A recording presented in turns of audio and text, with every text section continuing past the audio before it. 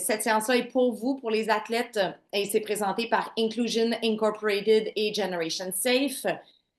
Alors, je m'appelle Geneviève Janson, c'est moi qui est en bas. Il y a Andrea Carey aussi qui est de Inclusion Incorporated. Moi, je représente Generation Safe, qui est un super bon programme là, qui travaille souvent avec Inclusion Incorporated. Et aujourd'hui, on va vous présenter plusieurs choses. Je vais vous présenter plusieurs choses sur le sport sain sécuritaire dans votre nouveau programme qui s'appelle We All Swim Together, Nageons tous ensemble, qui est vraiment là une ressource extraordinaire pour vous. J'aurais aimé ça, avoir ça dans mon temps. Je vous parle de moi un petit peu plus tard, mais vous allez voir, il va y avoir beaucoup, beaucoup de matériel. Je vais essayer de rendre ça le fun. Je sais que des fois, là, c'est pas tout le temps extraordinaire à regarder des slides qui sont bien occupés. Alors, je vais vous parler aussi d'un petit peu de moi-même puis de mes expériences. Alors, merci encore une fois d'être ici parce que c'est vraiment avec vous est-ce qu'on va faire une différence dans le milieu du sport sain et sécuritaire. Alors, pourquoi avons-nous créé Nageons tous ensemble, qui est votre merveilleux programme à la Natation Artistique Canada? Ben, c'est pour plusieurs raisons. Et là, je vais laisser la place à Steve pour vous expliquer quelques statistiques, en fait, qui sont très, très vraies dans votre sport. Alors, vas-y, Steve, le plancher est à toi. En tant que partenaire de valeur de Natation Artistique Canada, nous nous sommes tournés vers l'Inclusion Incorporated et Generation Safe pour nous aider à poursuivre nos efforts en vue de créer une culture positive. L'intimidation demeure un défi important dans la vie des jeunes Canadiens, tant dans la vie quotidienne que dans le sport. 71% des jeunes Canadiens âgés de 12 à 17 ans ont signalé avoir été victimes d'une forme d'intimidation au cours de la dernière année. En Amérique du Nord, 7 jeunes sur 10 abandonnent le sport organisé avant l'âge de 13 ans, principalement en raison de la pression à performer d'une culture compétitive négative. Dans notre sport de natation artistique, 23% des répondants au sondage communautaire ont identifié l'intimidation comme un problème. Bien que 72% des athlètes se sentent le bienvenu et que 68% affirment qu'il existe un niveau de respect acceptable, il reste encore beaucoup à faire, notamment pour aborder les conflits entre pairs, un point de préoccupation souligné par 32% des répondants. Alors, pour continuer, tout le monde, alors pourquoi qu'on a créé ce programme-là? Mais on a interviewé beaucoup de gens. On a interviewé vos entraîneurs, on a interviewé le milieu, on a interviewé aussi vous autres, les athlètes et les administrateurs de clubs partout au pays. Pourquoi? Parce qu'on voulait avoir le plus d'informations possible pour être capable de vous aider le mieux possible. On a élaboré un programme culturel pour promouvoir un environnement sûr, agréable et inclusif. Et ça, c'est super important, OK? Parce qu'on est tous responsables de la culture. Là, ça dit sur la diapositive, même nous, les athlètes, mais surtout nous, les athlètes. OK? Ça part de nous, c'est nous qui sommes les acteurs de notre sport. Le plus qu'on prend soin un de chacun, OK, entre nous, c'est la meilleure prévention pour les abus dans le sport, là. C'est s'accepter, c'est s'aider, c'est s'assurer que le milieu soit sain et sécuritaire. J'aimerais passer un petit peu de temps à vous parler de notre sentiment compétitif chez les athlètes. C'est sûr qu'on va se sentir compétitif. Si on décide d'être athlète et au niveau où est-ce que vous êtes rendu maintenant, si vous écoutez ce webinaire-là ce soir, avec vos parents qui sont probablement dans le background, avec vos gardiens légaux qui sont probablement là aussi, c'est parce que vous êtes compétitif, vous aimez vous pousser, vous aimez vous améliorer. C'est normal, OK? Vous avez des objectifs, Cette compétitivité-là, ça peut mener à certains conflits avec nos amis dans la piscine, avec nos pères. OK? C'est normal. C'est sûr qu'à un moment donné, vous allez vous sentir un petit peu comme Oh my God, là, j'en reviens pas que elle ou lui fait ce truc-là ou qui est meilleur que moi. Tu sais, on est des fois, là, on se sent un petit peu jaloux, on est comme envieux, on comprend pas pourquoi que nous, on l'a pas. C'est normal parce qu'on est des athlètes. Mais en même temps, regardez ça comme si elle ou lui peut le faire, moi aussi je peux le faire. OK? On l'utilise pour s'encourager, pour se bâtir ensemble. Quand vous ressentez ces émotions-là, pensez à comment vous aimez ou vous aimeriez être traité. Si c'était le contraire, si c'est vous qui faites tous les trucs, qui fait toutes les figures dans la piscine, c'est le fun. Est-ce que vous aimeriez apprendre à l'autre personne? Est-ce que vous aimeriez aider? Est-ce que vous aimeriez ça qu'il y ait d'autres personnes qui vous disent comme Oh my God, j'en reviens pas, elle, tu sais? Donc, pensez à comment vous voulez être traité et ça, là, juste en pensant à ça, ça change là, beaucoup, beaucoup de choses. Parce que c'est normal, là, on est toutes des personnalités différentes. Moi, oui, j'ai mes collègues de travail, j'ai des amis partout. Il y a certaines amies que, tu sais, je vais passer plus de temps parce qu'on a plus de points en commun. On n'aime pas toute la même musique, on n'aime pas tous les mêmes livres, les mêmes émissions de télévision. On n'a pas besoin de se tenir toujours avec la même gang, mais on a besoin de se respecter. Donc, c'est un gros, gros point. Encore une fois, la culture, ça part de vous. Aimez-vous, respectez-vous, prenez soin l'un de l'autre dans les entraînements, dans les pratiques, dans les compétitions. C'est la base. On continue. Alors, les outils que vous avez dans le programme Nageons tous ensemble. Alors, les éléments clés de ce programme-là pour les athlètes, se soutenir et s'élever ensemble. Alors, comme j'ai dit il y a quelques minutes, les athlètes sont encouragés à créer des environnements positifs et inclusifs. OK? Le mot inclusion est super important.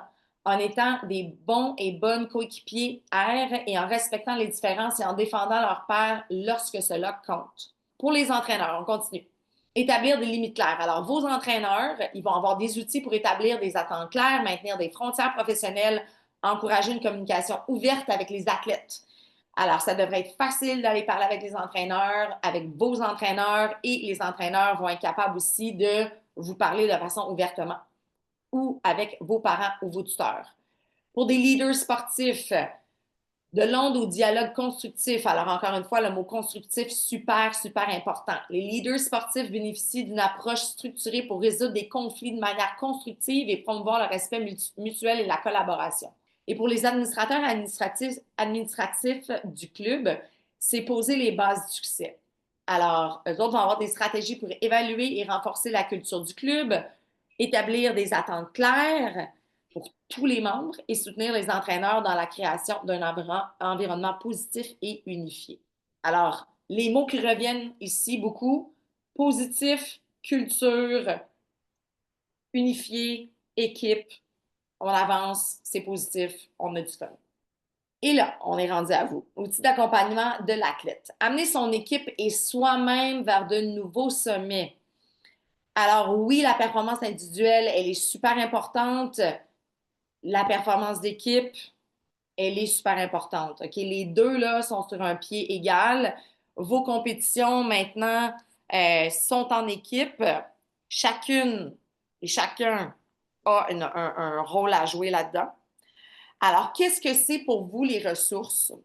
C'est comment être un bon coéquipier, coéquipière, comment on peut être une bonne alliée. Alors, si on regarde à gauche, en bas, le soutien mutuel, réfléchissez aux façons de soutenir les membres de votre équipe. Si une personne est absente lors d'un entraînement, si elle a besoin d'aide, il y a peut-être quelque chose qui se passe. Vous les connaissez, vos coéquipiers. Vous savez quand on est heureux, quand tout va bien, on a un certain aura, on a une façon de marcher, on a une façon de faire des jokes, on a une façon d'être. On le voit avec les gens qu'on passe beaucoup de temps. Et quand on est athlète, vous avez la chance de passer beaucoup de temps dans des milieux ou dans des situations qui demandent, qui sont super intenses. Alors ça, là, ça crée des liens. Vous le voyez tout de suite si ça va bien ou si ça va pas. Alors, quand vous avez un doute qu'il y a votre coéquipière, ça va pas super bien, coéquipier, au lieu de faire comme ah ben je sais pas, j'étais un petit peu gênée, on peut juste aller demander comment ça va aujourd'hui, tu sais, j'ai remarqué, est-ce que tu es un petit peu plus fatigué? Tu sais, il y a des façons de l'amener et ça, des fois, ça peut faire toute la différence parce que souvent, quand ça va pas bien, on veut pas écraser les autres avec ça, on va garder ça dans nous, mais on a besoin d'en parler et des fois, juste en parler là, légèrement, ça peut faire un bien immense. Apprends à connaître chaque personne. Si on est dans le point numéro 2, là, à gauche. Ce qu'elle aime et ce qu'elle n'aime pas, de quelle façon préfère-t-elle recevoir de l'aide, quelles sont ses inquiétudes. Le plus que vous connaissez de vos coéquipiers, coéquipières, en plus, le mieux que vous allez performer, le plus que vous allez être capable là, de faire un environnement, une culture là, qui est positif et le jour J, quand ça compte, le jour de la compétition, vous allez être capable de bien performer et de faire ça ensemble. Agir avec bienveillance. La bienveillance, c'est tellement important. On vit tous avec nos difficultés, on a tous des backgrounds différents, on vient tous de milieux différents, même si on n'est pas d'accord tout le temps avec les actions de nos amis ou de nos coéquipiers, on peut tout de même offrir un soutien et faire preuve de gentillesse. Alors, la gentillesse, le respect, la bienveillance, encore une fois, c'est vraiment la base. Et le leadership, OK? Comment être un bon leader? Montrer la façon dont les membres de l'équipe devraient agir entre eux et en donnant l'exemple. Si vous voyez, je ne sais pas, quelque chose qui cloche, quelqu'un qui utilise un langage qui n'est pas approprié ou quelque chose comme ça, vous avez droit d'intervenir. C'est pas toujours facile, OK? Mais adopter une attitude positive et respectueuse et montrer l'exemple, c'est avec ça qu'on commence à changer. C'est comme, j'utilise souvent cet exemple-là. Quand on va à l'épicerie puis on achète des trucs, qu'est-ce qu'on achète? C'est notre pouvoir d'achat, c'est notre vote. Alors, c'est la même chose. Quand on évolue dans une société, dans une équipe sportive, comment vous allez agir, c'est votre vote. Et c'est ça qu'à la fin commence à s'accumuler et qui crée quelque chose de positif. Alors, si on regarde en haut à droite, soit un bon et une bonne alliée, intervient quand quelque chose se semble déplacé. Encore une fois, ça se peut qu'il n'y ait rien de déplacé. Ça se peut que tout aille bien, mais restez pas avec le sentiment ah, oh, j'aurais dû. Ça, c'est le pire, là. Donc, allez poser des questions, allez en parler avec quelqu'un. Si vous êtes témoin d'un acte qui se passe et que vous le faites à l'intérieur, vous le sentez à l'intérieur, on a une petite voix à l'intérieur là, qui vous dit oh my God, il me semble que ça ne marche pas. Allez demander des questions. Et ça se relie au point d'en dessous, défends ce qui compte. OK? Regardez qu'est-ce qui compte pour vous et qu'est-ce qui compte pour votre équipe et défendez ça. Choisissez vos batailles. Super important et ça va vous suivre toute la vie. Parce qu'en fait, le sport, on ne fera pas ça. Oui, on va faire ça pendant longtemps. On espère faire ça pendant longtemps. Notre sport est en forme toute notre vie. Mais éventuellement, vous allez avoir un job, une famille, des enfants peut-être. Et choisir nos batailles, ça va vous suivre toute votre vie. C'est une qualité exceptionnelle à avoir dans la vie. Accueillir nos différences, encore une fois, super important. On est tous différents. Il y a de la place pour tout le monde dans un monde. Ça, c'est certain.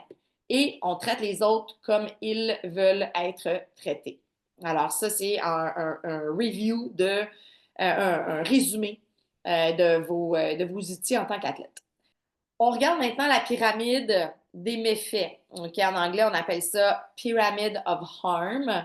Et c'est pour vous montrer comment qu'on que ça se développe. OK? Là, je vais vous parler un petit peu de ma vie pour vous donner des exemples là, concrets. Parce que si on fait juste lire attitude et croyances, là, c'est en bas de la pyramide et on se rend au meurtre et au suicide, on est comme, oh my God, comment c'est arrivé?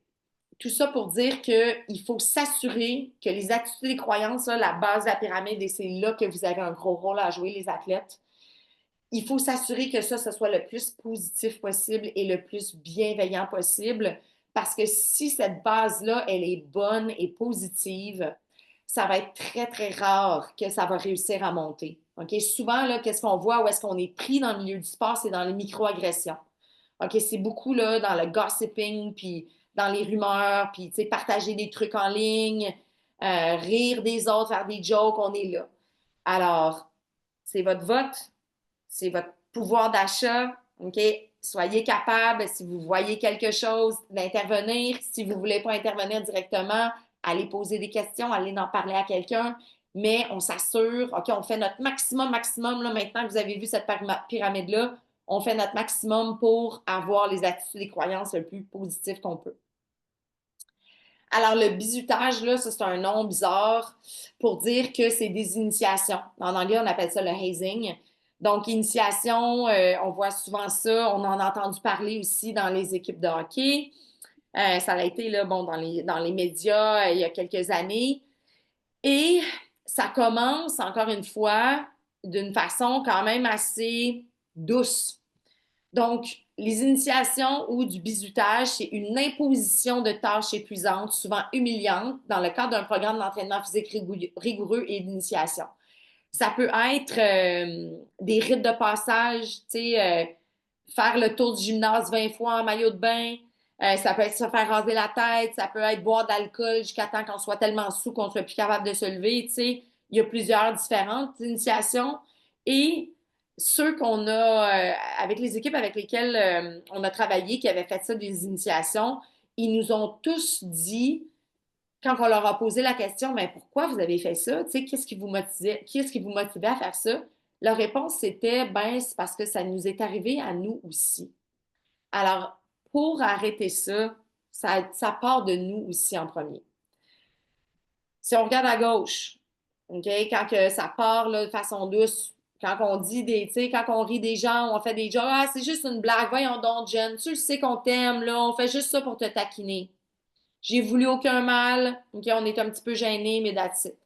Mais ça, si on retourne dans notre pyramide, c'est la base qui permet à une tradition, là, on est dans la flèche numéro 2, une tradition, là, je suis désolée si vous avez vu je pense pas, mais mon petit email, il a popé, voilà.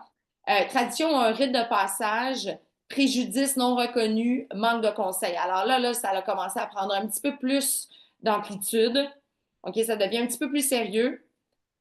Et on y va jusqu'à la troisième flèche. Et là, on sait que c'est mal. La pression des pairs. Donc, oh my God, qu'est-ce qui est arrivé? Je viens de vivre ça ou j'ai fait vivre ça à quelqu'un. Je l'ai fait parce que j'ai senti la pression. Je garde mon silence parce que soit que j'ai honte ou je veux pas que personne le sache.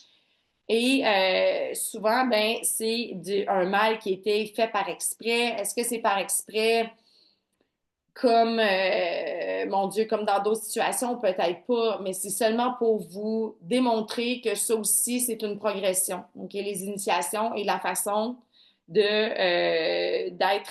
les arrêter, c'est vraiment de prendre soin l'un de l'autre et de s'accepter et de s'aimer.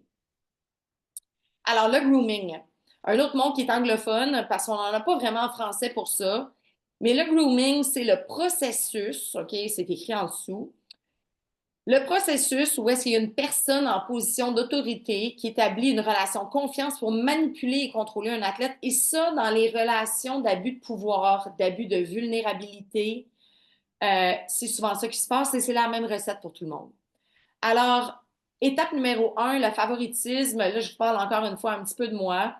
Ben, moi, mon entraîneur, quand il a commencé à m'entraîner, il me disait souvent, Geneviève, t'es chanceuse. Tu sais, je suis ton entraîneur personnel. Toutes les autres petites filles ont des entraîneurs de club. Ils s'entraînent souvent seuls. Moi, je suis avec toi à tous les entraînements. C'est sûr que tu vas t'améliorer parce que je suis toujours là. Il n'y a pas personne d'autre qui a ça. Tu sais, je passe beaucoup de mon temps avec toi. Je te fais des faveurs. T'es chanceuse, tu vas t'améliorer plus vite. Donc, c'est certain que je me sentais spéciale. Ça fait du bien, là. C'est le fun de se sentir spécial. Et ça s'en va, ça croise directement dans l'étape numéro 2. Alors là, lien personnel, on passe de plus en plus de temps ensemble. Il me contait plus d'affaires de sa vie privée. Et tu sais, il n'aurait jamais dû parce que j'avais 15 ans, il en avait 41, mais là, j'en savais de plus en plus sur sa vie privée. Je me sentais comme privilégié de savoir ça. Tu sais, il m'amenait partout. On allait au restaurant, il me donnait des cadeaux. Tu sais, je me sentais encore une fois là, super spéciale et mes performances, c'est certain qu'ils augmentaient. Je gagnais beaucoup plus. Tu sais, j'avais là un milieu pour me pousser dans le sport que les autres athlètes n'avaient pas vraiment. Et c'est là que ça a commencé à être dangereux parce que rendu avec ces liens personnels-là, l'isolement mental et ou physique, ben ça devient de plus en plus facile. Quand je vous ai dit au début qu'à l'âge de 16-17 ans, je suis déménagée avec mon entraîneur aux États-Unis, sans mes parents, c'était juste avant l'année olympique de l'an 2000. L'année d'avant, j'avais gagné 2 médailles d'or au championnat du monde, mais je n'étais pas encore qualifiée pour les Jeux olympiques. Alors, il fallait que j'aille faire mes critères de sélection. C'est là que j'ai arrêté d'aller à l'école. Lui a arrêté complètement de travailler. Donc, c'est moi qui avais sa responsabilité financière sur les épaules. On est déménagé aux États-Unis et là, j'étais isolée de ma famille, de mes amis. Tu sais, il n'y avait pas d'Internet dans le temps, là. On parle 1999. Bon, j'appelais mes parents peut-être une fois par 3 semaines parce que ça coûtait des interurbains. Tu sais, c'était tout un autre monde différent. Et c'est là que les abus ont vraiment là, pris une ampleur démesurée.